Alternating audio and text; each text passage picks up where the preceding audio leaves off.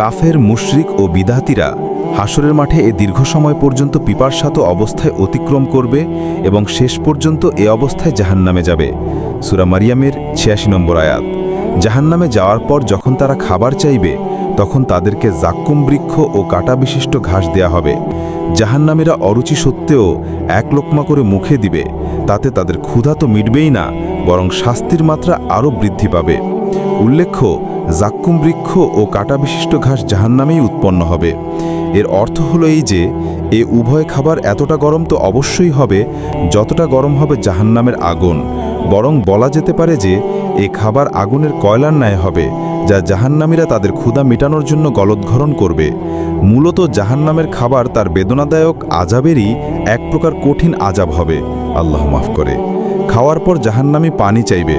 তখন পাহারাদার তাদেরকে জাহান্নামের শাস্তির স্থান থেকে তার ঝর্ণার নিকট নিয়ে আসবে, যেখানে কঠিন গরম পানি দিয়ে তাদেরকে সাদর সম্ভাষণ জানানো হবে। ওই পানি জাহান্নামের উত্তপ্ত আগুনে বাষ্প না হয়ে পানি হয়ে থাকবে। সম্ভবত কোনো শক্ত পাথর হবে, যা জাহান্নামের আগুনে বিগলিত হয়ে পানিতে পরিণত হয়েছে, আর তাই জাহান্নামীদের পানীয় হবে। আল্লাহ এ ব্যাপারে ভালো জানেন। জাহান্নামী তা পান করতে গেলে প্রথম ঢুকেই তাদের মুখের সমস্ত গোশত গলে নিচে নেমে যাবে। মুস্তাদরাক হাকেম। আর পানের যে অংশ পেটে যাবে, তার মাধ্যমে তার সমস্ত নাড়িভুড়ি কেটে পিঠ দিয়ে গড়িয়ে পায়ে এসে পড়বে। তিরমিজি। মূলত তা পান করাও বেদনাদায়ক শাস্তিরই আরেক প্রকার শাস্তি হবে। এ আদর আপ্যায়নের পর দারোয়ান তাকে আবার জাহান্নামের শাস্তির স্থানে নিয়ে যাবে। জাহান্নামের পানাহারে জাহান্নামীরা অতিষ্ঠ হয়ে জান্নাতীদের নিকট আবেদন করবে যে, কিছু পানি বা অন্য কোনো কিছু আমাদেরকেও পান করার জন্য দাও।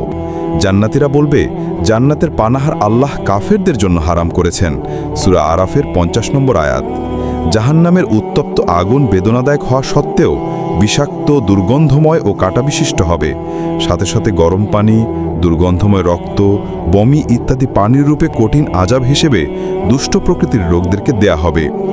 সর্বজ্ঞ ও সর্ববিষয়ে অবগত তো একমাত্র আল্লাহ, কিন্তু কোরআন ও হাদিস গবেষণার মাধ্যমে যতটুকু বোঝা যায় তা হলো এই যে, কাফেরদের জীবনের মূল দুটি বিষয়ের উপর, আর তা হলো পেট ও রিপুর গোলামি। এ উভয় বিষয় এমন পানাহারের দাবি করে যাতে তার চাহিদার আগুন আরও উত্তপ্ত হয়, চাই তা হালামভাবে হোক আর হারাম, জায়েজ পদ্ধতিতে হোক আর নাজায়েজ, পাক হোক আর নাপাক, জুলুমের মাধ্যমে অর্জিত হোক না খেয়ানতের মাধ্যমে, লুটপাটের মাধ্যমে অর্জিত হোক না চুরি ডাকাতির মাধ্যমে, তার কোনো যাচাই বাছাই নেই। তাই কুরআন মাজিদে কোনো কোনো স্থানে কাফেরদেরকে জাহান্নামের শাস্তির সাথে সাথে যথেষ্ট পানাহার করতে এবং আনন্দ করার ভৎসনও দেয়া হয়েছে। সূরা হিজরে ইরশাদ হয়েছে, যারহুম ইয়াকুলু ওয়া তামাত্তাউ ওয়া ইউলহিহিমুল আমাল ফাসাউফা ইয়ালামুন। সূরা হিজর ৩ নম্বর আয়াত। অর্থ, তাদেরকে ছেড়ে দাও, তারা খেতে থাকুক, ভোগ করতে থাকুক এবং আশা তাদেরকে মোহাচ্ছন্ন রাখুক, পরিণামে তারা বুঝবে। সূরা মুরসালাতে ইরশাদ হয়েছে, কুলু ওয়া তামাত্তাউ কলিলান ইন্নাকুম মুজরিমুন। সূরা মুরসালাত ৪৬ নম্বর আয়াত।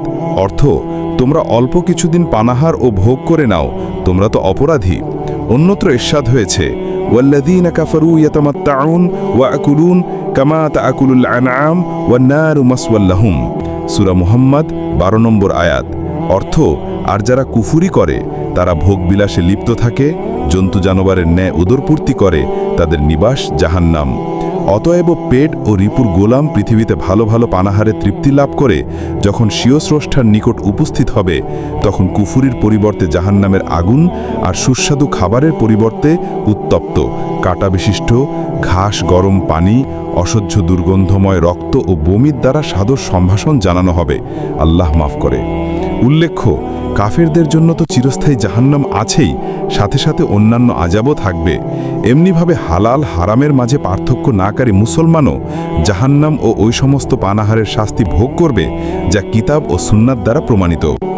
এতিমের সম্পদ ভোগকারীর ব্যাপারে তো কোরআনে স্পষ্ট বর্ণনা এসেছে যে, ইন্নাল্লাযীনা ইয়াকুলুন আমওয়ালাই ইয়াতামা যুলমান ইন্নামা ইয়াকুলুনা ফি বুতুনিহিম নারান ওয়া সায়াসলাউনা সাঈরা।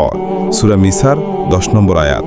অর্থ, যারা অন্যায়ভাবে এতিমদের ধন সম্পদ গ্রাস করে, নিশ্চয়ই তারা স্বীয় উদরে অগ্নি ব্যতীত কিছুই ভক্ষণ করে না, এবং সত্তরই তারা অগ্নিশিখায় উপনীত হবে। মদপানকারীদের ব্যাপারে রাসূল সাল্লাল্লাহু আলাইহি ওয়াসাল্লাম ইরশাদ করেছেন, তাদেরকে জাহান্নামে জাহান্নামীদের ঘাম পান করানো হবে। মুসলিম। মুসনাদ আহম্মদে অন্য এক বর্ণনা এসেছে, ব্যভিচারীকারী নর ও নারীর লজ্জাস্থান থেকে নির্গত দুর্গন্ধময় নিকৃষ্ট পদার্থ মদ পানকারীদের পানীয় হবে। আল্লাহ এ ব্যাপারে ভালো জানেন। অতএব হে এতিম ও বিধবার সম্পদ গ্রাসকারীরা, অন্যের সম্পদে অন্যায়ভাবে হস্তক্ষেপকারীরা, রাষ্ট্রীয় সম্পদ লুণ্ঠনকারীরা, জুয়া সুদ ঘোষের উপার্জনে নির্মিত অট্টালিকায় বসবাসকারীরা, হে মদ ও যুবক যুবতী নিয়ে মত্ত ব্যক্তিবর্গ, একবার নয় হজরবার চিন্তা করে সিদ্ধান্ত গ্রহণ করো যে কি জাহান্নামে সৃষ্ট জাক্কুম বৃক্ষ কাটা বিশিষ্ট ঘাস ভক্ষণ করবে, আগুনে পোড়ানো মানুষের শরীর থেকে নির্গত ঘাম ও বমি মিশ্রিত খাবার খাবে, দুর্গন্ধময় নিকৃষ্ট এবং কালপানির উত্তপ্ত পানপাত্র পান করে জীবন রক্ষা করবে।